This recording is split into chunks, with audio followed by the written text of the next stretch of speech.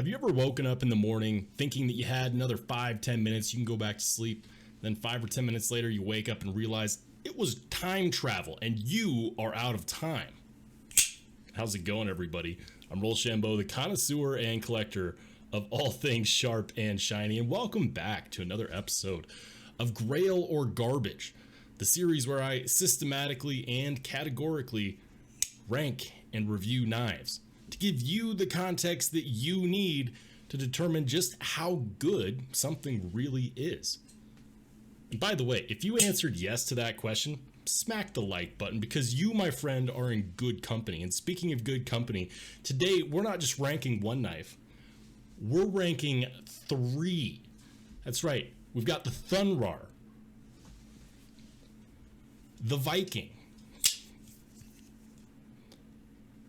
and we're also ranking the Beowulf.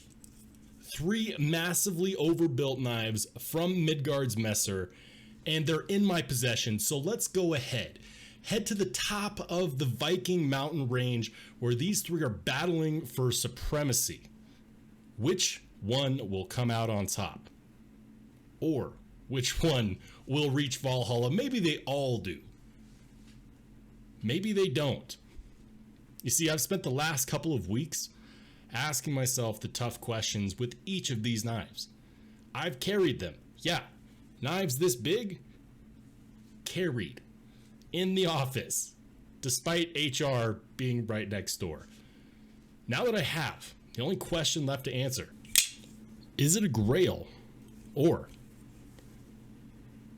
is it garbage?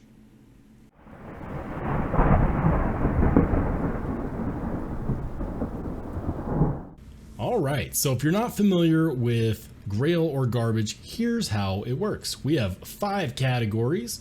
Those categories are materials, ergonomics, fidget factor, the lock, and then of course, fit and finish. Each category is worth a max of 10 points.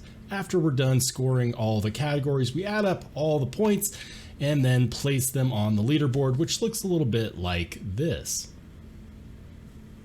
As you can tell, we've got a few grails, we've got some garbage, and then we've got a lot of really good, highly recommendable knives for the most part.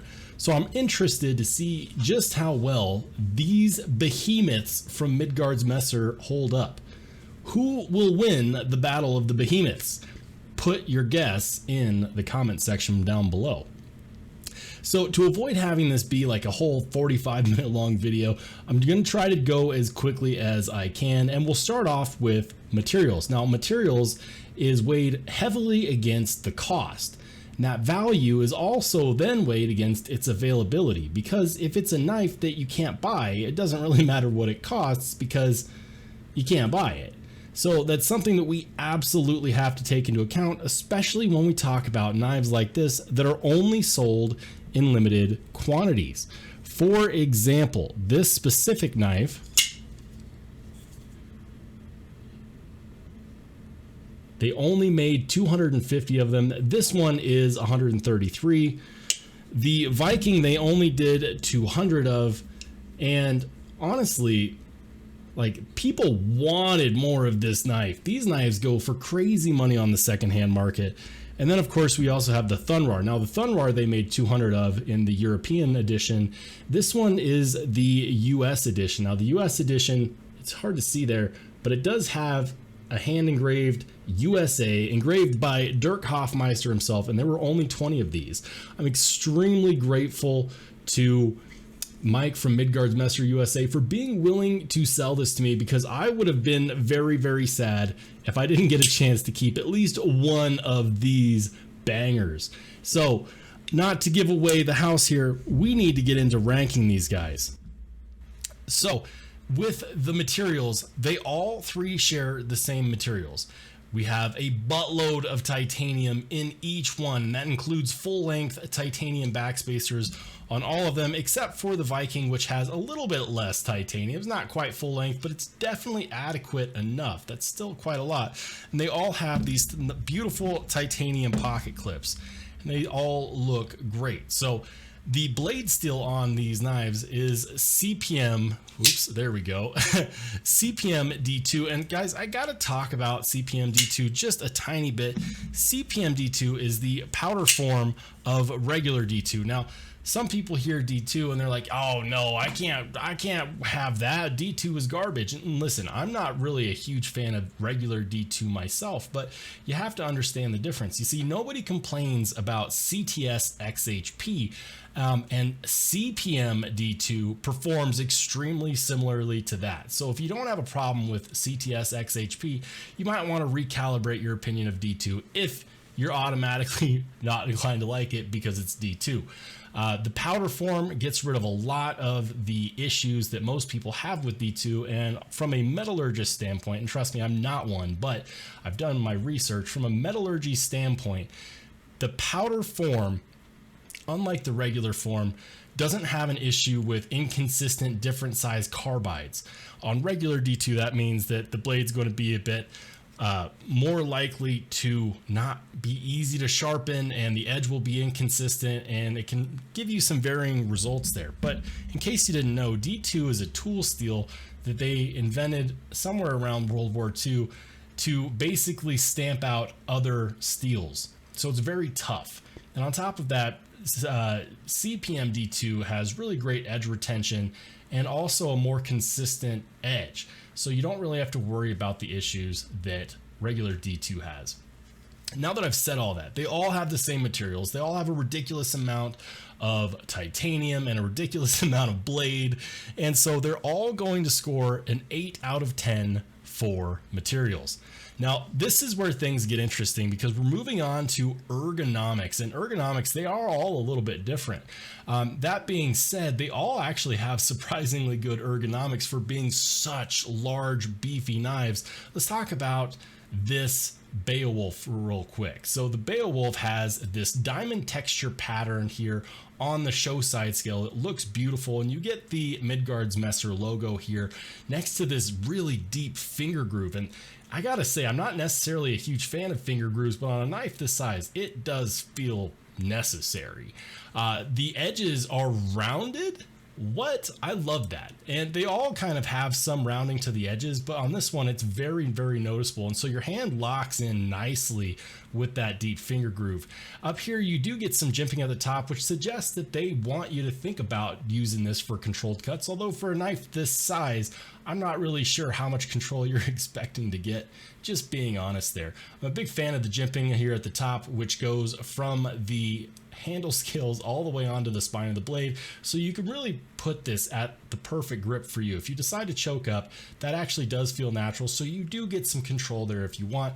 And of course, when we're talking about the ergonomics, we can't not talk about the pocket clip. On the Beowulf, the pocket clip is kind of like it is on the Thunrar, and that is to say a lot sticks out. Now that's part of the problem. I can forgive the pocket clip sticking out and being chunky because of just how good this handle scale is. However, if you try to switch a grip, it feels great until your thumb lands here on the top, which it will inevitably.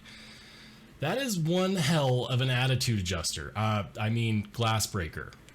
That right there is 64 HRC hardened steel. And while it will break glass and just about anything else you smash this into really, really well, it's also extremely uncomfortable because when you have an inch hanging out from your pocket and you go to reach in your pocket to grab this thing, more often than not, you're going to hit that with your palm. And I'll be honest, that's just kind of uncomfortable.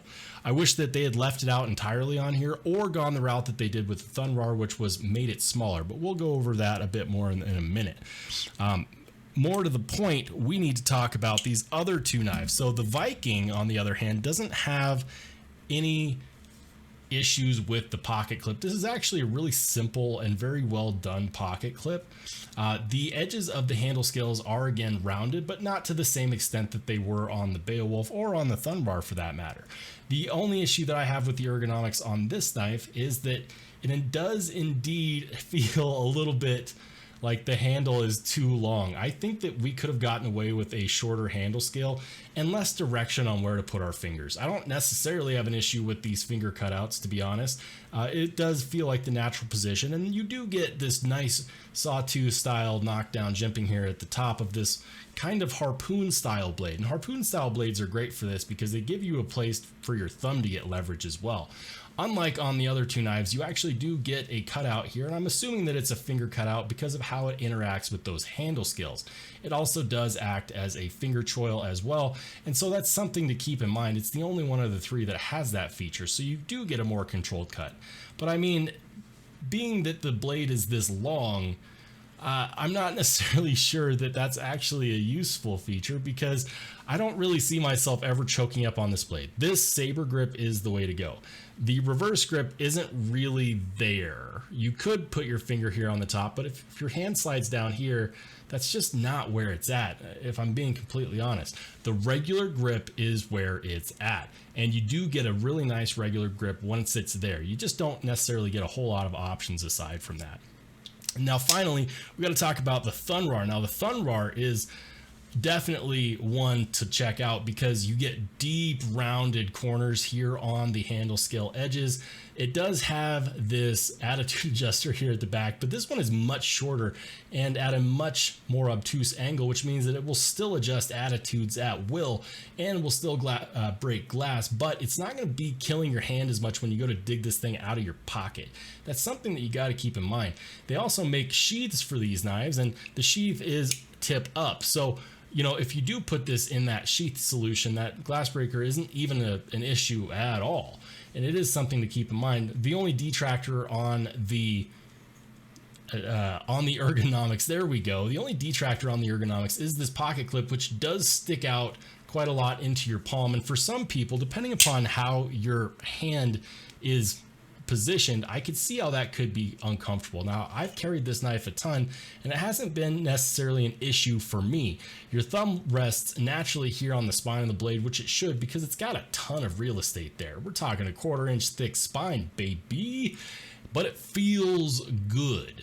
There is no finger choil, but it doesn't really need one because this does have a nice finger cutout here, and so that does make up for it. Again, the only detractor on the Thunrar is going to be this pocket clip. I wish that they had centered it, even if they hadn't knocked it down or made it more deep carry, which I would have naturally preferred.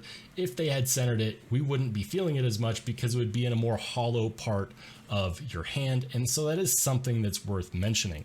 Now that we've gone over the ergonomics for all three of these, the Beowulf gets an 8 out of 10, the Viking gets a 7 out of 10, and the Thunrar also gets an 8 out of 10.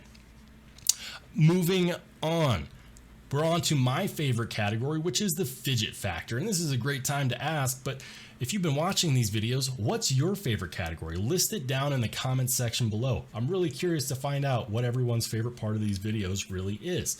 So the fidget factor is all about how much do you want to play with these knives? Are they fun to play with? Do they make sense? Can you fidget with them for extended periods of time? What's the deployment options like? And this also does have a tiny bit to do with the lock because how you engage and disengage is part of the fidget factor. But alas, they are separate categories. So starting off with the Beowulf is of course a frame lock. In fact, they're all frame locks. And just like the other two, it has this nice deep fuller. Now these fullers are not only a weight reduction feature, but believe it or not, despite their best efforts, you can one-handed open these. It doesn't necessarily take much. It's more wrist action than anything else. But once you do pop this guy open, bam, it's nice. And it's nice across the board for that same reason, because across the board, especially with these fullers, you get not only good acoustics, which I've found out do actually matter to people, but the feeling of that blade locking in, just ricocheting on your hand, is nice. When you have knives that weigh this much, that ricochet feeling is great. You feel a little bit of kick and it keeps you engaged with the knife. Also, when you do that, people notice. For better or for worse, it is something that is worth mentioning, is that you cannot one-handed open a knife like this and not have people notice. But stay with me here. If you were to open this slowly, it's almost more menacing. Am I right? To me, it's almost more menacing to open this slowly with two hands, deliberately. But if you're just sitting there in your office chair pissing off HR, pow, there it is. And that's nice.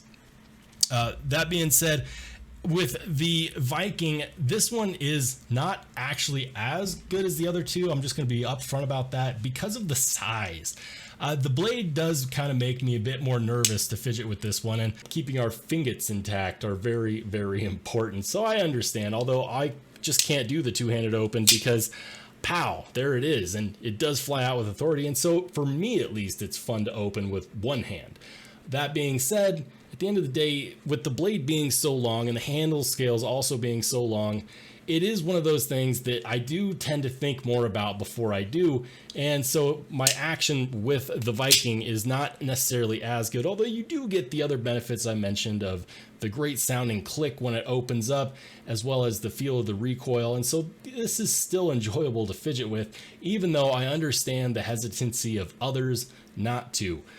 That's very understandable. This one's running on phosphor bronze washers, and I believe these other two are not running on washers, but rather on bearings. I know the Thunrar is. I'm not necessarily sure about the Beowulf. I'd be surprised if this one was washers as well, but it's hard to tell because these are all such heavy blades that they all fall shut regardless. The Thunrar is probably my favorite to fidget with because of the short stubby blade and the thick spine and the full-length body backspacer.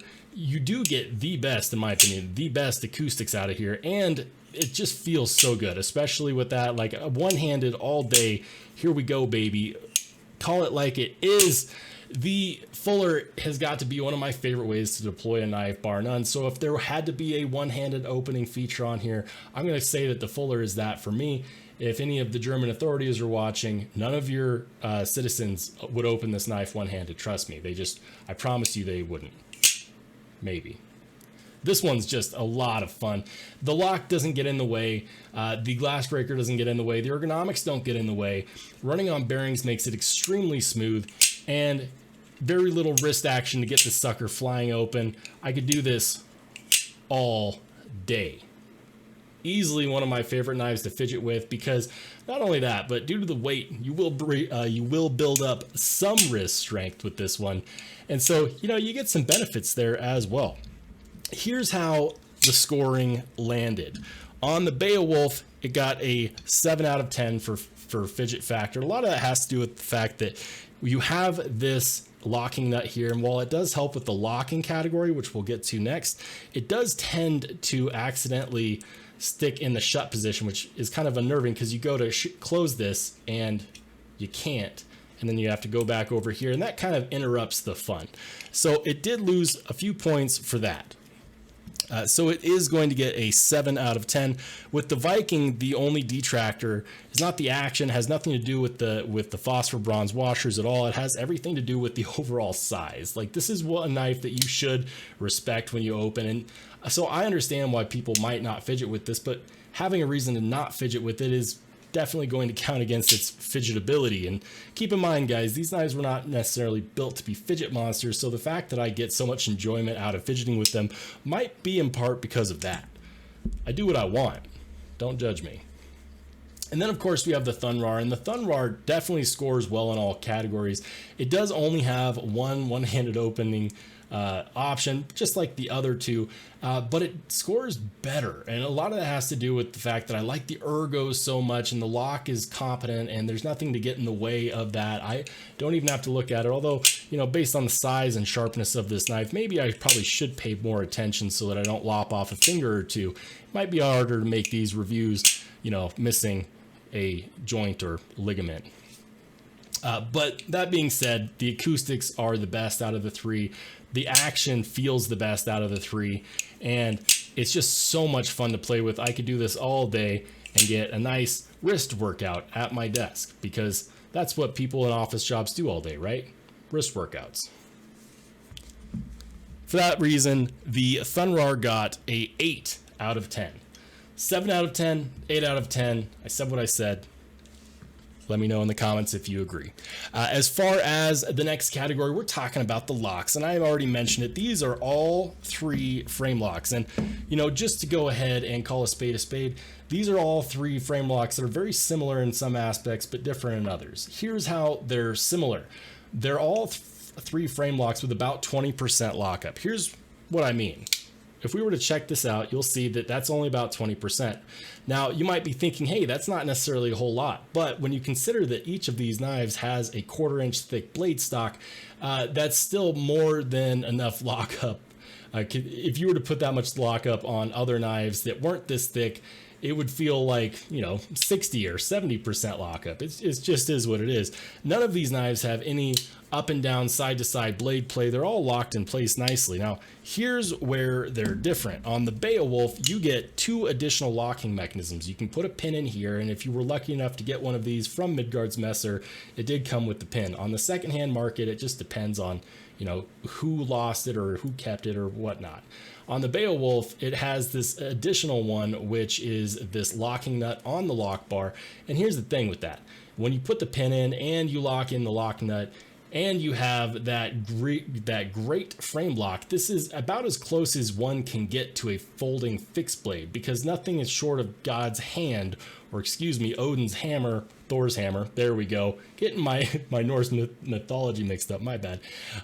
Nothing short of Thor's hammer is going to get this to break that lock, especially when you have all 3 in unison. You could truly do some stupid stuff with this knife. I don't suggest doing it, but you could. There's only 250 of these out there, but if you want to take yours and chop down saplings, that is your choice. Now, as far as the Viking is concerned, this one is probably the least impressive lock of the 3, just because it is just a single normal frame lock. Now, as far as I understand, these were designed before the 2-handed opening and closing laws in Germany, and so it makes sense to me that they didn't add those in there. But when you're talking about a blade this big and this large, it might not hurt, and that's probably why the V2 version, which is now in pre-order, is including a lock bar nut lock. I'm not really sure what to call that thing. A locking nut. There we go. Nut lock just doesn't sound right. But yeah, so what adds to fidget factor actually takes away from the practicality of the lock. The lock is definitely solid on its own, and if you were to forget what end to hit things with, you'd still be fine. I just wouldn't go through batoning on this knife, not just because of the lock, but also because, guys, again, they only made 200 of these. Don't baton with these knives. I mean, you could. I just don't necessarily suggest it. That would hurt my soul. Now, talking about the Thunrar has kind of the best of both worlds, and here's what I mean. It also comes with a locking pin, but it's only a single locking pin. The locking nuts are a great additional option if you're really planning on using it as a fixed blade, but it can get in the way of handling the knife and getting it to actuate. So that's just something to keep in mind. The pin is something that's easily left out if you decide you really don't want it, or you could put it in for some extra stability in the blade, because it's probably not going to break the blade. That means that it's very solid side to side in the regular lockup, like I already mentioned, and it's just really good. I don't think that there's a need for a second locking mechanism. It's nice when they're there on bigger knives like this, but I don't really feel like it's necessary. Between that great frame lock and that extra pin, this one is definitely great in the locking department. Now, here's how they score. For the lock, we've got the Beowulf with an 8 out of 10. The Viking is the lowest of the 3 with a 7 out of 10. And then the Thunrar is also an 8 out of 10. All great iterations of the lock. So yeah, there we go. 8 out of 10, 7 out of 10, 8 out of 10. So here we are at the final category, and this one could be my favorite. Fidget factor is my favorite, but fit and finish is all about how well was it manufactured, as well as how good is the design and how well executed are all the previous categories. And I gotta say, like, these knives in general are impressive. One of the reasons why is because despite their size, despite the fact that they all have a 1/4 inch thick blade stock and they're all just big, heavy knives, these cut better than they have any right to. It's like Midgards Messer understood, people are going to try to use these. Maybe we should make sure that they can actually do their role, which is to cut. If a knife doesn't cut, what's its function? And the reason I mention that is because of knives like this. And don't get me wrong, I love this fixed blade. It has the same blade stock thickness as the other two, but this is a fixed blade, and this is very sharp. It still doesn't cut nearly as well continuously through materials as any of these. I'll do a quick cut test for anybody who hasn't seen my other videos. Here's the Thunrar. The Thunrar is just absolutely bonkers. It has no right to cut this well. It's I don't even know how to say it. Like, it's, guys, their ability to cut continuously is understated. I absolutely love that. That's a fit and finish piece that doesn't go unnoticed by me, and it shouldn't go unnoticed by anybody that's looking at these knives secondhand. As far as the design, Midgards Messer does an amazing job of making knives that bring out the joy in the hobby and in the community, because not only are they giving their designers carte blanche when it comes to the designs, they're also not afraid to make knives like this that some might call a gimmick because of their size and because of how thick and heavy they are. But then you pick one up and you realize it's not a gimmick at all, because you could actually use this knife. It actually has use case scenarios. If you want a bigger knife, if you have bigger hands, if you're not afraid of 3/4 of a pound, you know, this might be the one for you. And it just brings out all my joy that I have for the hobby. There are no, on all of these, there are no sharp edges that are not supposed to be sharp. And what I mean by that is the blades are sharp, nothing else is sharp.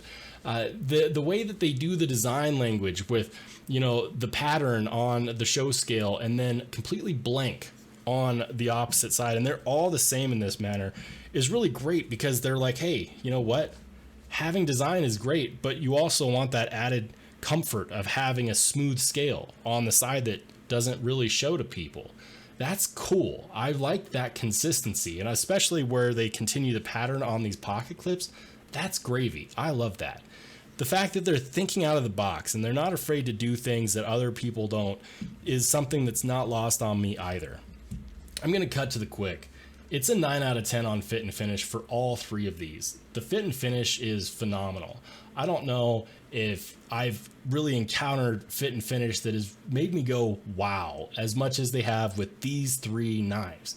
You get something special and something different out of each of them, and there's no other knives on the market that are quite like these knives. You won't ever pick up a Medford Praetorian and be like, yeah, I mean, the Viking copied the Praetorian this time. No, you can't say that about these knives. And that's something that's rare in the knife community, because normally you could pick up a knife and say, okay, that kind of looks like this, or that kind of looks like this, or man, they stole design cues from this. At the end of the day, they're just doing things differently. All three knives are a 9 out of 10. Now that we're almost 30 minutes in, let's go ahead and I'm going to give you a few minutes to do the math. Just kidding. You didn't come here to do math, and you definitely didn't wait this long for math either. I already did it for you. So in third place, we have the Viking. The Viking gets a very respectable total overall score of 38, which puts it near the top of our high recommend list. This is a high recommend. It's not my favorite out of the three for the reasons that I mentioned before. But it's definitely one that I can understand why people went nuts about when it first came out, because Midgards Messer was doing things that other companies were too afraid to do. It's got beautiful design language, and it's got great cutting geometry, and it's just different. Metal Complex said it best when he said, this feels like an actual sword that is cut off. And that's cool. I mean, if you ever wanted a pocket sword as a kid, here you go. Here's your knife. 38 points, extremely respectable score for this knife. Second place, we've got the Beowulf, which probably has my favorite handle skills of the three. If it weren't for this dang glass breaker. This glass breaker is removable, but in its stock format, I have to kind of take that into account. I also wasn't a huge fan of how free-floating this locking nut is, because it does lock itself on you without any forewarning. And so with those two things bringing the score down, it still gets a really good 40 out of 50. Extremely good. Fix those two things and I could forgive the pocket clip and we'll call this a Grail. If you make a V2 version of this Midgards Messer, I want it. I just don't want it with the glass breaker and with that locking nut. I'm okay with the locking post. 40 out of 50. Amazing job on this one. And then my favorite, and it shouldn't be any surprise to people because this is the one that I bought off Mike from Midgards Messer USA. This knife is not just my favorite of these three, but honestly, it could possibly be one of my favorite, if not the favorite, of my collection. The moment I picked this knife up, I knew I had to have it, and I had to because the ergonomics, to me, were just so good. The golf ball texturing on the titanium handle scales is amazing. I love the full length backspacer. If you've watched my other videos, you know how much that means to me. And especially when you have a blade like this that is highly usable, come on. You want to protect it from things in your pocket like, you know, loose change and keys and whatever other crap you carry in your pockets. I love how muted and yet efficient and thought out the design language on this knife is. And I love the fact that the blade shape is rather unique and that you don't see a whole lot of even Bowie style blades, which is what this is called. This is called the Nordic style Bowie. You don't see a whole lot of blades that are built like this with the Tanto grind and the clip, and you know, that's just freaking cool. And then they found a way to make the glass breaker not absolutely adjust your attitude every time you went to take it out of your pocket. Add in things like the sheath option, and guys, this one comes in at a total of 41. This is a Grail, especially this one, because this one is a super limited run out of 20. This is number 12 out of 20, 220 overall if you count in the European styles, which you probably should since that's where a majority of them are from. I'm very blessed to have this knife, and it brings me no amount of joy to actually be able to carry this and have a huge conversation starter. By the way, I did actually end up hearing from Mike from Midgards Messer USA that Thundrar is Old Nordic for Roll of Thunder, which is super, super cool, and it makes a whole lot of sense to me. So here we are, 38, 40, 41. We have a Grail out of the three. Super excited for that. By the way, if you're a viewer, a maker, a manufacturer, or someone that just has a cool knife that you want me to rank, make sure to reach out to me in my email address, which is in my description below. I'd be happy to rank it. If it's sharp and shiny, I probably want to check it out. We won't know until we talk, but please do. And guys, let me know in the comments section down below, do you agree with these? Are you excited? Were you able to get one of these at any point because of their limited nature? I'm seriously curious. If you liked the video, give it a thumbs up. If you didn't like it, boo-hoo, there's a button for you too. And if you want to see more just like it, make sure you hit subscribe. I'm Rollshambo. I'll catch you on the flip side.